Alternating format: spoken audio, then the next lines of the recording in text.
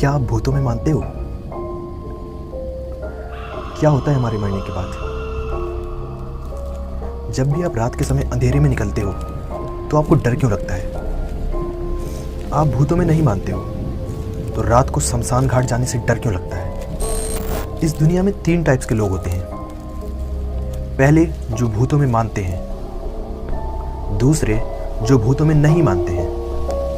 और तीसरे, जो लोग कंफ्यूज्ड हैं कि भूत होते हैं कि नहीं होते हैं। पर आपके मानने या ना मानने से कोई भी फर्क नहीं पड़ता है।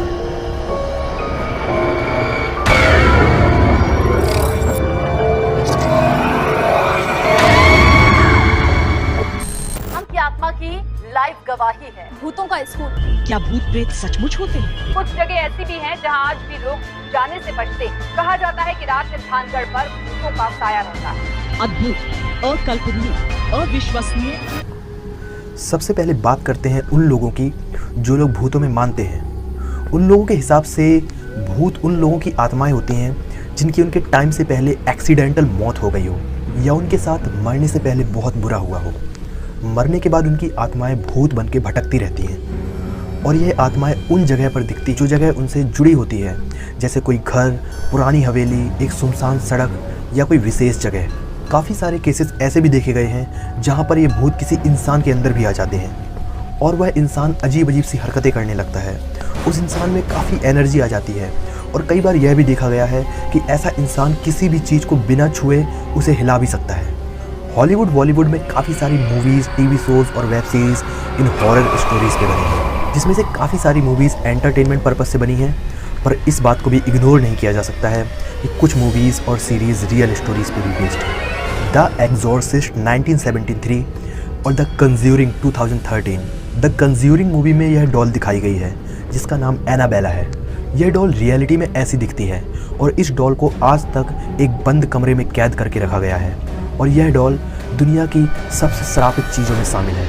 एक सवाल जो ज़्यादातर किया जाता है कि ये घोस्ट ज़्यादातर रात में ही क्यों दिखते हैं। रियल वर्ल्ड में ज़्यादातर पैरानॉर्मल इन्वेस्टिगेटर्स के हिसाब से ये घोस्ट ज़्यादातर रात में इसलिए दिखते हैं क्योंकि उस टाइम ज़्यादा शांति रहती है और इलेक्ट्रोमैग्नेटिक डिस्टर्बेंसेस कम रहती हैं। इन्वेस्टिगेटर्स के हिसाब से इन भूतों को अपनी एग्जिस्टेंस बरकरार रखने के लिए एनर्जी की ज़रूरत होती है और यह इलेक्ट्रोमैग्नेटिक डिवाइसेस उनकी एनर्जी को डिस्टर्ब कर देते हैं। ज़्यादातर ऐसे इक्विपमेंट्स दिन में ऑन रहते हैं जिससे इनको एनर्जी में डिस्टर्बेंस होती है, इसीलिए ज़्यादातर केस में ये भूत रात में ही देखे जा सकते हैं। कई थ्योरीज हैं जिससे लोगों का मानना है कि यह आत्माएं हमेशा धरती पर रहती हैं, यह कभी भी ख़त्म नहीं होती हैं।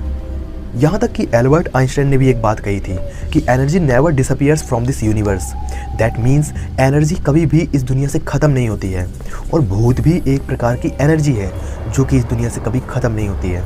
एनर्जी सिर्फ एक फॉर्म से दूसरे फॉर्म में चेंज हो सकती है पर वह कभी ख़त्म नहीं हो सकती है। इसका मतलब अगर कोई इंसान या जानवर मरता है तो वह कभी भी मरता नहीं है, ओनली उसका शेप चेंज होता है।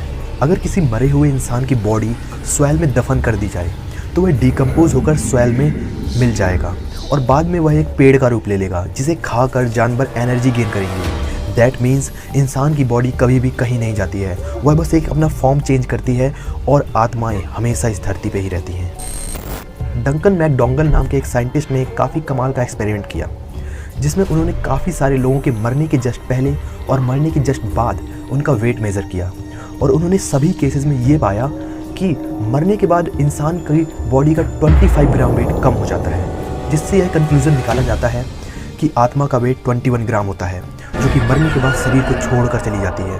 अब बात करते हैं कि अगर आप किसी अंधेरी जगह या किसी पुरानी खंडर वाली जगह में होते हैं तो आपको डर क्यों लगता है। तो इसे साइंटिफिक टर्म में साइकिक स्टीयरिंग इफेक्ट कहते हैं। बेसिकली यह एक साइकोलॉजिकल चीज़ है। जब हम बच्चे होते हैं तब से ही हमें कहा जाता है और ये ज़्यादातर हॉरर मूवीज़ में भी दिखाया जाता है कि भूत ऐसी खंडर वाली जगह में ही रहते हैं, भूत ज़्यादातर अंधेरे में ही दिखते हैं। हम जो कुछ भी देखते हैं हमारा माइंड उसी डायरेक्शन में काम करना स्टार्ट कर देता है और कुछ ना होते हुए भी हमें अंधेरे में डर लगता है।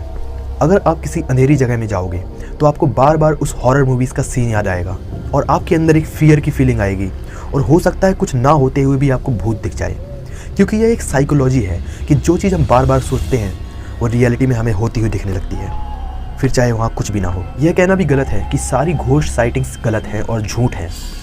काफ़ी केसेस ऐसे हुए हैं जिसमें लोगों ने रियलिटी में पैरानॉर्मल एक्टिविटीज़ को महसूस किया है और इस वर्ल्ड में ऐसे काफ़ी सारे प्लेसेस हैं जिसे गवर्नमेंट ने लीगली डिक्लेयर्ड कर रखा है एज अ हॉन्टेड प्लेस, और वहाँ लोगों का जाना रेस्ट्रिक्टेड है, जैसे इंडिया का भानगढ़।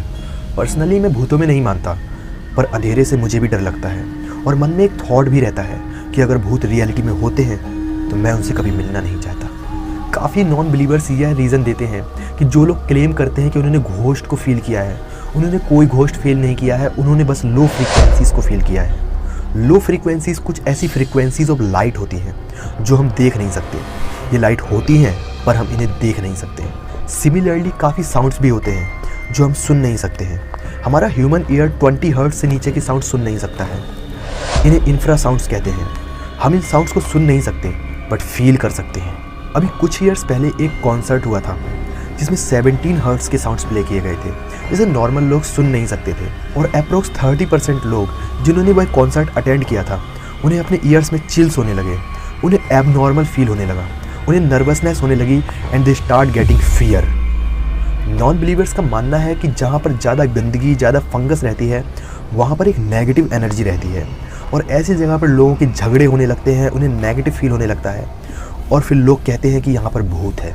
ऐसी जगह पर लोगों को अनकंफर्टेबल फील होने लगता है, उन्हें हैलोसिनेशन होने लगती है, और कभी कभी ऐसी जगह पर लोग अजीब अजीब से रिएक्ट भी करने लगते हैं। ऐसे बहुत सारे केसेस हैं जहाँ पर यह साबित होता है कि मैक्सिमम हॉरर केसेस ओनली एक र्यूमर्स थे और यहाँ पर कोई भी भूत नहीं था। वहीं काफ़ी सारे ऐसे केसेस भी हुए हैं जिससे यह प्रूफ होता है कि घोस्ट रियलिटी में होते हैं और वहाँ पर एक घोस्ट एग्जिस्ट भी करता है। आप में से भी काफ़ी सारे पर्सन होंगे जिन्होंने कभी घोस्ट स्टोरीज सुनी होंगी या कभी एक घोस्ट को फेस भी किया होगा।